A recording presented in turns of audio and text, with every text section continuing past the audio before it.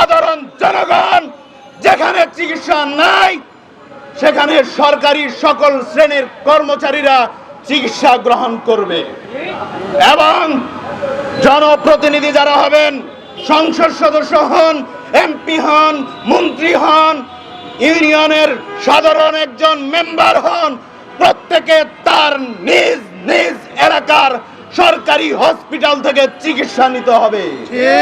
যদি এরা চিকিৎসা নেয় নিজ নিজ এলাকার হসপিটাল থেকে, তাহলে বাংলাদেশের আপামর মানুষের স্বাস্থ্য সুরক্ষা নিশ্চিত করা সম্ভব। কারণ তারা কখনো খারাপ চিকিৎসা নিতে চাইবে না, তারা অবশ্যই ভালো চিকিৎসা নেওয়ার চেষ্টা করবে। তারা যখন ভালো চিকিৎসা নেওয়ার চেষ্টা করবে, হসপিটালগুলোর দুর্নীতি বন্ধ হবে, ঔষধ চুরি বন্ধ হবে, অনিয়ম বন্ধ হবে, দালাল মুক্ত হসপিটাল হবে। সাধারণ খেটে খাওয়া মানুষ চিকিৎসার অভাবে আর মরবে না।